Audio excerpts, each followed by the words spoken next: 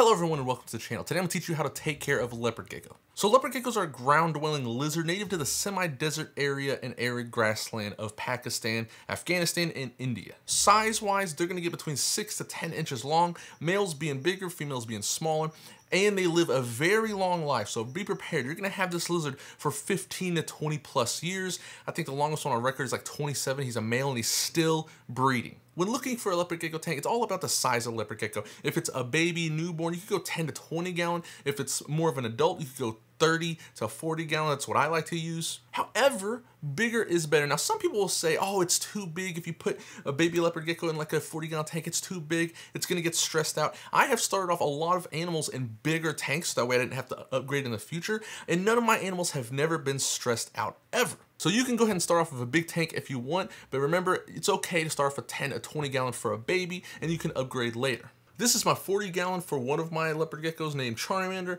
As you can see, it has branches, it has realistic clay, dirt, succulents, 3 hides, and this is my 30 gallon, the same thing, but it's just a little bit shorter, and I really want to get off the 30 gallons. I had 2 leopard geckos and some 30 gallons. They're shorter, they're the 36-18 by 12s, and I really want to go for the 40 gallons for my leopard geckos because it just offers so much more room for them to climb around. And leopard geckos do climb around. Now, they can't climb up vertically like a crested gecko. If you hear a cricket, I'm sorry, but they can like climb on logs. They are ground dwelling, so like they can climb on logs, climb around. The background of my exoterror, one time I caught one, he was on the branch and he jumped up and he kind of like caught himself and he was hanging on the background and he crawled down. It's pretty neat. So they do climb a little bit, but they're not going to climb on the glass or anything like that. They just climb on, you know, ledges and stuff like that. Next up is lighting and heat, one of the most important parts of this care guide. Now, leopard geckos are more of a nocturnal lizard than anything, so if you never see your gecko during the day, don't worry, just stay up till midnight, and when the lights go out, trust me, you're gonna see that little guy. Now, just because they are nocturnal does not mean you don't have to use light. I use light for all 3 of my tanks, and the tanks I have, I use a halogen bulb, a UVB bulb, and an LED light. The LED light is there to grow the plants, the halogen is for the heat, and the UVB is for UVB. Now, you don't have to use these lights at all, and that's where the heating comes into play. There are 2 different types of heating when it comes to leopard geckos, heat mats and heat lights. I've used both and they work. It just depends on which one you would like to use. If you go with the heat mat, make sure to get a thermostat, because if you don't use a thermostat, these heat mats get extremely hot and you could cook your gecko if you're not careful. Thermostats are pretty cheap and they're really easy to work with. All you have to do is plug in your heat mat to it, hold the set button down while you decide how hot you want the mat to get, and once you get to that temp, just let go of the buttons, you're all done. Now, if you choose light as a heat source for your leopard gecko, you have to talk about 2 things. Are you going bioactive or are you not? You can also add, are you going to have UVB or are you not as well? Because leopard geckos don't really need UVB. People in the hobby have been breeding leopard geckos for decades and haven't been using UVB, and they've been coming out fine. However, there have been studies that UVB does provide some beneficial aspects to leopard geckos like health and other stuff as well, but it's really up to you if you want to use UVB or not. I do. It's really just personal preference, honestly. I've raised leopard geckos before and never used UVB, and they turned out fine as well. Just recently, I'm going for like a very natural, realistic setup, and UVB is outside, so I provide them UVB as well. But if you do go bioactive, you're going to need an LED light source, one that is daylight. So on the bulb, the packaging, it'll say daylight. It'll have like 5,000 K. I use a big LED strip on my 40 gallon, and on other ones I use an LED strip that's a little bit shorter LED strip, and those are also like 5,000 K daylight bulbs as well. And they grow plants in all of my bioactive terrariums. You could also just use a household bulb, the ones that are the circles that screw into a lamp source. You can use those as well. Those work wonderfully. I've used those on lots of tanks, including this one right here, has tons of live plants in there. Those work perfectly fine.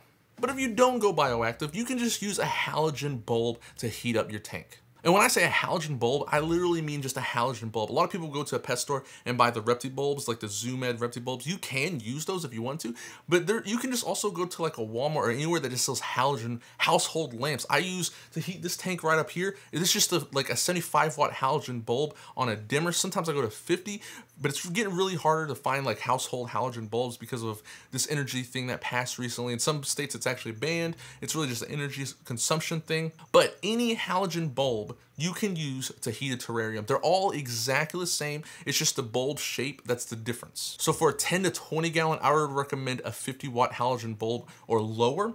And for a 40 up, I would recommend something around like 75 watts between 50 watts. And this part really depends on you. You might have to go lower wattage. You might have to get a dimmer. I use dimmers on almost every single one of my tanks. And that's because everybody likes their house at different temperatures. My house, it's pretty warm.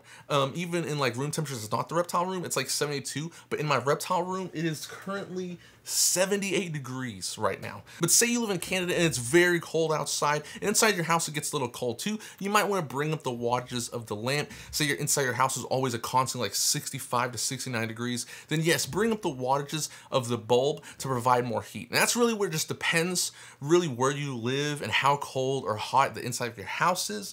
That's why I can't give you like a specific number of what to get, because say that you live in a super cold place and somehow you got a leopard gecko and inside your house it's like 50 degrees almost like all times, you might want to go for like a 100 watt bulb. I don't think that would be a case, but that's what, you know, I recommend, is really just to get a temperature gun. Make sure you have a temperature gun and get one of these right here. A digital thermometer, not one of those classic ones with a needle. Get a digital thermometer. These are very good, very accurate, and they show minimum and maximums. If you get one of these at PetSmart, I don't know how much it is, but they sell the classic ones with the needle, you know, the old-fashioned ones. At PetSmart, it's like $10. I got this for $10 itself on Amazon. So get one of these. It's very helpful. And remember, a temp gun is very necessary, because I like to put in the wild, that's where they do, that's where I got my idea, but in the wild they do this. There'll be a rock and the sun's just hitting it, and then when the lights go down, it absorbed all that heat and they'll come out and they'll sit on it. So I do that in my tanks as well, and my leopard geckos do that. When the lights go out, they come and they'll sit on the hot spot for a little bit, and they'll start walking around their cage. They might go back in their high, they might not, but I really do like that, and if you want to do that, you can do it as well. One thing I see people use a lot, which you should not use at all, is red and blue lights. You see like red light bulbs and blue light bulbs. It's supposed to like represent moon night or like a red night time, which is a natural. I'm a big naturalist, like I said, but you should not use those to actually harm the reptiles, because they stress them out. The reason they stress them out is it was long thought that the reptiles could not see the red or the blue light.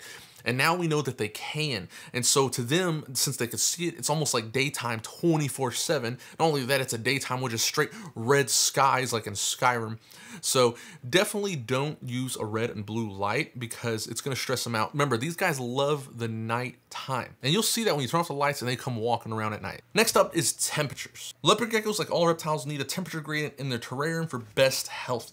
I keep my basking temperature. Remember, basking is different from air temperature. The surface of my basking is usually between 90 and 94 degrees. On the cool end of my tank, it's around 70 to 77 degrees. And on the warm side temperature, it's around 88 to 90 degrees as well. Also, it's very important, if you have a leopard gecko that's albino, it's probably best to not use UVB, because albinos have like a little bit more sensitive to UVB. So if you do have an albino gecko, I recommend just maybe not using a UVB if you don't know much about it. And if you do dive into it, you can decide for yourself then. Next up is humidity.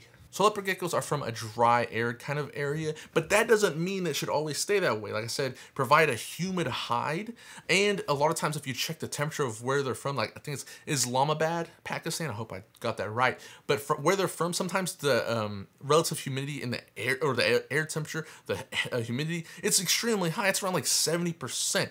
But you kind of want your temperatures to always stay around like a 30 to 40. You can go as low as 20% humidity, 40% humidity. You can keep it around there. At nighttime, that's why I say this, at nighttime, if the humidity spikes and it's like 80% or 70%, something like that, that's perfectly okay too. You don't have to worry about it, as long as when the daytime lights come on, the humidity drops. Next up is a highly debated topic, and that is substrate. Now, I am one for naturalistic environments, like I said, so all my leopard geckos are on substrate. However, if you don't want to do that, you can keep them on tile. Some people keep them on paper towels. Some people keep them on like linoleum type stuff. One thing I recommend not keeping leopard geckos on is reptile carpet. This is very popular in the reptile hobby. Reptile carpet, honestly, it doesn't provide any humidity at all. Not only that, all of my leopard geckos used to get their toes caught in the reptile carpet, and they would like, you know, like pull up real hard, and you can see it really wasn't comfortable for them Also, it holds bacteria exceptionally well. So like I said, a lot of times it doesn't have good humidity. It's like really dry. So some people will like spray their tank, and then if the leopard gecko poops, it's like really good at just harboring and bringing up bacteria. A lot of people say that they get respiratory infections from it because of the bacteria, and if they need to bring up the humidity, the humid hide box brings up the humidity, and it's just a recipe for disaster. So don't use reptile carpet. It's really just up to you on what you want to do. Like I said, I'm naturalistic, so I highly recommend, like I have my own mix. It's a topsoil play sand with peat moss mix, and it's like 50% peat moss, 30% topsoil, and just mix in sand. I really can't tell you like an exact definition. I have a video of how I make it on my channel if you want to check that out as well. I'll have that linked in the description. However, there's a lot of people who use the like 40% topsoil, 40% sand, and 20% excavator clay by Zoomed. The excavator clay is kind of expensive. You can find it on Chewy, but it is a little bit more expensive. However, I love the excavator clay as well. One in my naturalistic terrarium, you might see like it kind of looks like that. It's like a rocky clay substance. That's actually from like the New Mexico area, so that's just like natural desert. So if you live in like Arizona, you probably could just take the dirt from outside. You can bake it. A lot of people bake it like 200 degrees for like an hour to like kill anything that's in there, and then they let it cool off obviously and put it in their terrariums. So I do that as well. I get like my branches from outside, my rocks from outside, most of the decor. And let's go ahead and talk about decor. In my enclosures, I like to use branches, rocks, and you don't have to go to a pet store and buy this. You can, because a lot of times pet stores sell some really dope looking branches, but it's very expensive. And I'm all for saving money. I have a lot of animals, and I'm really for saving money. So I go outside. One place you go outside is just the woods. Go get some flat rocks. I get all my rocks from outside, all my branches from outside. All my branches are oak branches. Oak is very safe for reptiles. So I'll go find an oak tree, and it's very easy to identify this. It's by leaves. You can just look up oak leaves, and it'll show you what they look like. You go find an oak tree, and I literally just start cutting off limbs that I like, and I put them in my enclosures. You can disinfect them. Sometimes I don't disinfect them at all in my air enclosures, because once I throw it in there, anything that's gonna usually needs like water and stuff, and my air enclosures don't have any of that. So I'll put that in. I might let it, I'm gonna cut it off. I do let it set for like a day or two in the sun. Just let the sun dry it out and just hit it hard on like just a table outside. But a lot of people will like soak them or put them in like their oven and also do the same thing, 200 degrees, an hour, 2 hours, depends. But I honestly don't do that. It's really just personal preference if you want to do that or you don't want to do it. So on the decor part, again, like I said, I do keep all the branches and everything like that, but I do provide them with 3 different types of hides: a cool hide on the cool side, a humid hide, and a hot hide. A hot hide that it can be dry. It could be like, I usually keep that one directly under the basking bulb, so that way it's pretty warm inside of there. And then the humid hide's kind of in the middle, so it does get a little humid, but it's kind of cool.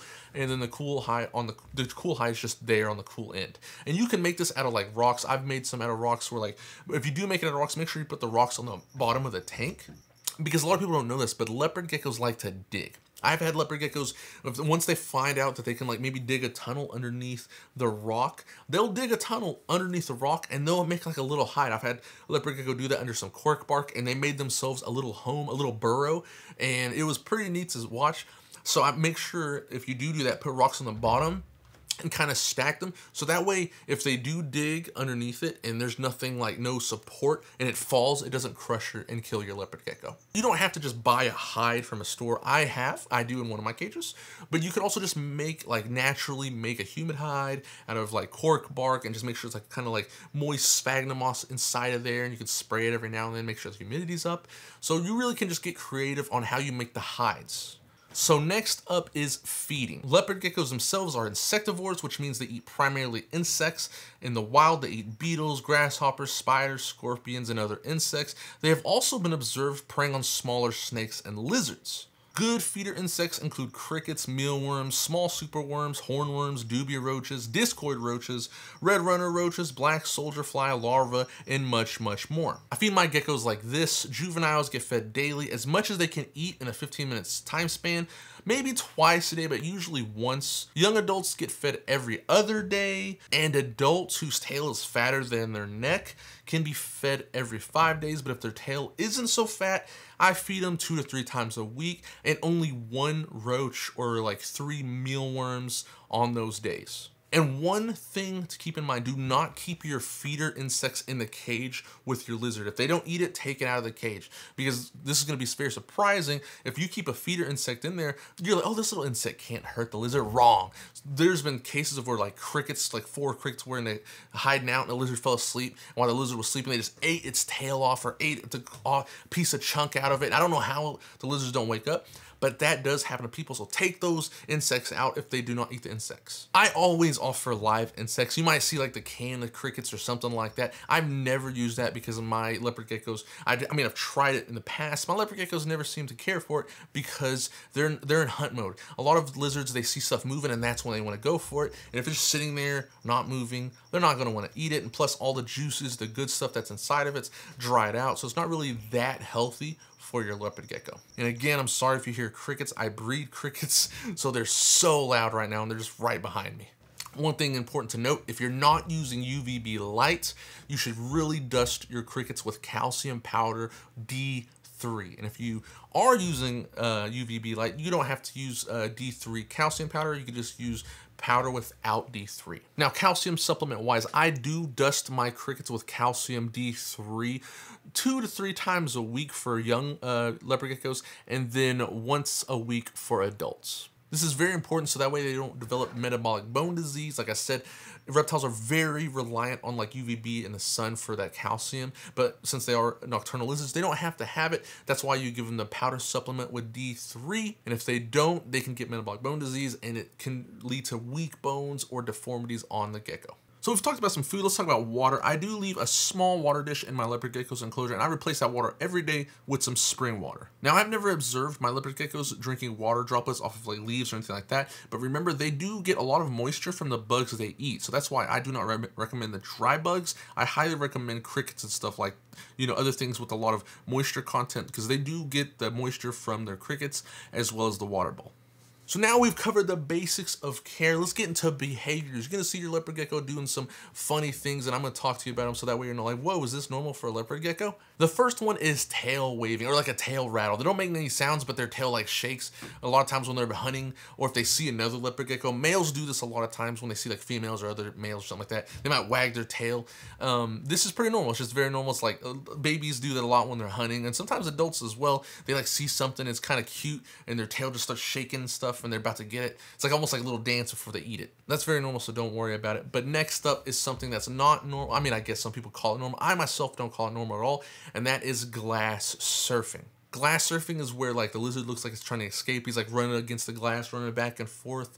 None of my lizards do that, except ones that I don't think I've fully like mastered their environment. And my philosophy is if it's glass surfing, then something in the cage is not right. Especially if the leopard gecko is doing this during the day. If they're doing it during the day, then I really do feel like maybe something's not right in your cage, or maybe they're just very, very bored, which again goes in the same hand in hand. But my philosophy is if you get a tank and you provide everything for that animal where they feel safe and it's truly their home, they won't glass surf. They'll like where they're at and they're not gonna try to escape. Next up is squeaking or hissing. I should say hissing.